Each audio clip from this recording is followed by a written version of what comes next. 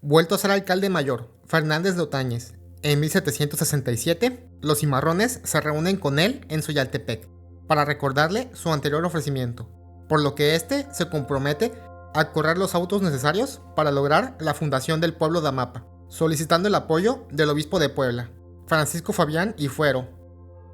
Tocó al virrey, Carlos Francisco de Croix, tras varias diligencias, expedir el decreto para consumar el pedimento de los cimarrones. Es resuelto se lleva a cabo mi decreto del 12 de enero de este año, a fin de que inteligenciado vuestro señor ilustrísimo de ello, y de que, con esta fecha, dirigió otro igual al alcalde mayor de aquel distrito, para que por mi parte cumpla puntualmente con lo que se manda, se sirva aplicar por las suyas las providencias que juzga oportunas en el asunto. El 12 de enero de 1769, el fiscal Juan Antonio Valverde y el asesor Diego Cornide firman el decreto que declara a los cimarrones libres de toda servidumbre y anexos a perpetuidad de pagar el real tributo. Asimismo, se les concede el derecho de fundar un pueblo en el lugar que ellos elijan, a cambio de combatir las bandas de Mazatopán que aún permanecieran en las inmediaciones, así como tomar las armas en servicio del rey cuando les fuera requerido, y apresar a cualquier negro fugado de las plantaciones, previo pago de 25 pesos por cada uno. Subir a las montañas cada 2 meses a verificar que no se hayan formado nuevos palenques de negros fugados, obedecer a la Real Justicia de Teutila y nombrar alcaldes y regidores para gobierno de la comunidad, entre otras cosas. El 5 de febrero de aquel año, Fernández de Otañez recibe las instrucciones para correr las diligencias concernientes a formar el pueblo de cimarrones y reconocer las tierras que habrán de servir de fundo legal al mismo. Sin embargo, conocida la intención de fundar en el paraje de Amapa, en los límites de la estanzuela, y entrada la petición de los trapicheros para no realizar dicha reducción a pueblo en tal paraje, sino en el sitio llamado Mata de Agua, ubicado entre 2 ventas en el camino de Córdoba a Veracruz, cercanas al Río Blanco, llamados Totolinga y San Campús, las diligencias empezaron a dilatarse. Los cimarrones instruyeron que la petición de los trapicheros era mantener al grupo cercano a las esclavonías de la villa de Córdoba, y podrían, por tanto, sufrir las vejaciones suscitadas en San Lorenzo Cerralbo por hacendados cordobeses, por lo que las diligencias se prolongaron entre autos y peticiones. Resuelta la controversia en contra de la petición de los trapicheros, los trabajos continuaron con el apoyo de las autoridades civiles y eclesiásticas de la corona. El obispo de Puebla, en tal cometido, nombra como primer sacerdote del pueblo al licenciado José Antonio Navarro. He puesto los ojos en usted, para que cuide a estos pobrecitos, y le encargo también ayuda en lo que pueda al mismo caballero, para el más perfecto espiritual, y además que le parezca conveniente al alivio de aquellos infelices, estando usted cierto que en ninguna otra cosa me podrá dar mayor gusto, y de que tampoco puede ser de más beneplácito de Dios. Así lo confirma el propio Navarro. Y por lo perteneciente a la dirección, fui elegido, yo, don José Antonio Navarro, natural de la ciudad de Valencia, en los reinos de España. Traía Navarro la instrucción expresa de la mitra de no cobrar servicio alguno de los prestados a la comunidad de negros, quedando en libertad de hacerlo en otros pueblos y rancherías adjunto a la parroquia. A quien mandamos que no pida ni lleve derechos algunos de observaciones, ni otra cosa, como ni tampoco servicio personal, ni efectos por lo tocante a los referidos negros y marrones, porque además de la miseria y pobreza en que al presente se hallan, en razón de que antes de llegar el caso de exigirles derechos algunos. Nombrado el primer sacerdote de la comunidad, sin pueblo al cual atender, este pasó a rescindir a la hacienda de la estanzuela, con un sueldo de 200 pesos, donde su propietario, Francisco Dobando, gustoso de contar con un ministro para los servicios de su feligresía, le ofreció 250 pesos anuales extra. Finalmente, reunidos todos los negros en el casco de la hacienda de la estanzuela, acompañados por el teniente mayor de Teutila y el sacerdote Navarro, acudieron a reconocer el sitio de la fundación el 3 de mayo de aquel año de 1769. Se eligió para ello una loma de poca elevación, que se derrama con suaves declives, en que estaba ranchado un mulato de nombre Juan González, casado con mulata nombrada Manuela Rodríguez, ambos originarios del pueblo y puerto de Tamiagua, cita en la jurisdicción de Huachinango, el cual se ocupaba en siembra de maíz y algodón,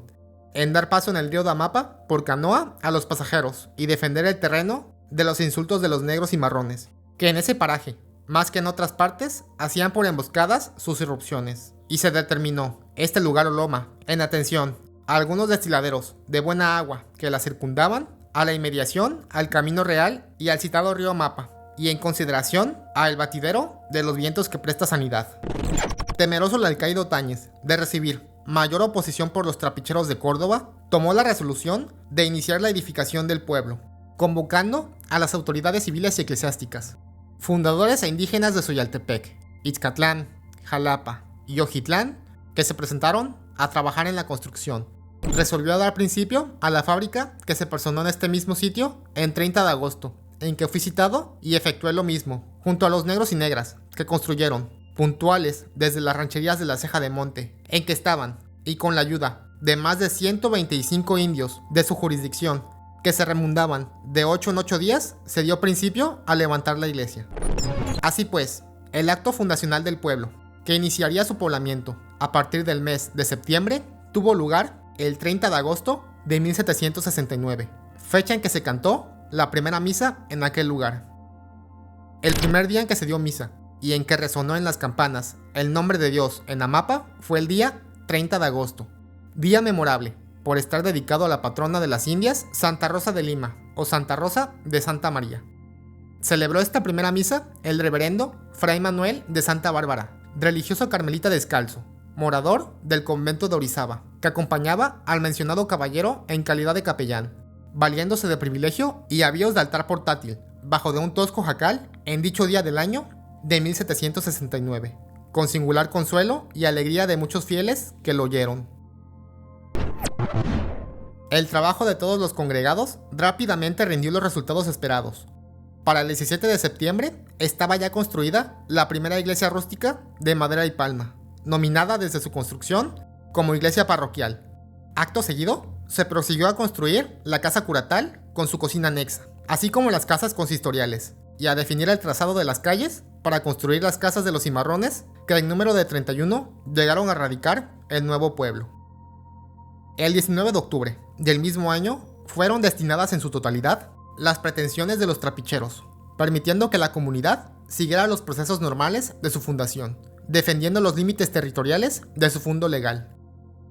Para lo que toca siembras, podrá señalársenos una legua más arriba del camino que va para Salitatuani, viniendo de la hacienda de la Estanzuela, pasando el río Damapa a la mano derecha, por toda su ribera, matas y sabanetas, y por la izquierda hasta el paraje que llaman Rincón Grande, que confina con el río Grande, que llaman de Zoyaltepec, y para ejidos y propios, todo el plan que intermedia entre el río Damapa y la barranquilla o franja que está distante del rancho y desbarrancadero de Salitatuani como a un cuarto de legua, todo encinal y por lo mismo inútil para sembrar, extendiéndose la posesión desde el monte hasta dicho río Grande, poniéndose en la fuente de la barranquilla una mojonera, otra en el paso del río Damapa, con la expresión de la legua que llevamos referida por la derecha, y otra por la izquierda, que es la que se habrá hasta el rincón y margen del río Grande, por ser parajes cilinderos bien conocidos, de modo que de norte a sur vienen a ser 2 leguas, y de oriente a poniente una legua a costa lo más montuoso, propio para las rosas de la siembra, al estilo de este país que queda referido, asentado por diligencia para que en todo tiempo cuente. Por virtud de lo anterior, solicitaron los negros que se les expediera título de propiedad sobre sus tierras y se les diera posesión legal en su territorio, conforme al decreto de aquellos tiempos, teniendo lugar dicho acto el 5 de diciembre de 1769, con la presencia de las autoridades y partes interesadas por ser colindantes del sitio. Concurrieron allí don Francisco Javier García, administrador de la hacienda de la Estanzuela, y apoderado de don Pedro de Obando, su amo, colindante por aquella parte, Sebastián Vera, Pedro Luis, Pedro José, Antonio Agustín, Lucas Miguel, Pedro Solano, Juan Antonio y Matías Jerónimo, gobernador, alcaldes, regidores, juez de milpas y escribano de República del pueblo de Zoyaltepec, en nombre de sus naturales, también colindantes por la banda de Salitatuani y Río Grande. Correspondió a Juan Manuel de las Casas, teniente de la Real Justicia de partido de Zoyaltepec, jurisdicción de Tutila, la realización de los actos de posesión de los terrenos de Amapa, para lo cual entró con los asistentes y el vecindario en el cruce del río del mismo nombre, y en señal de posesión arrancaron hierbas y tiraron piedras, y mandaron a los circunstantes que pasaran el río y entraran en dichas tierras, como en efecto pasaron y entraron. Mismo acto que se repitió a los 4 vientos en la población, colocando cruces en señal de mojoneras en los límites establecidos. Por el norte, hasta el arroyo llamado Palos de Macayo. Por el sur, hasta el rincón de Puctlancingo y el río Grande de Soyaltepec, hoy llamado Río Tonto. Por el este, al límite del río Damapa, y por el oeste, hasta la Ensenada, en el camino a Soyaltepec. Finalmente, volvimos al expresado pueblo de Amapa. Nos apeamos a su entrada, y estando en el centro de su plaza, hicimos alto y dije en alta voz, que en nombre del rey, nuestro señor, daba posesión de él y de toda su circunvalación a los mencionados alcaldes, en nombre de su vecindario, para que lo gocen perpetuamente.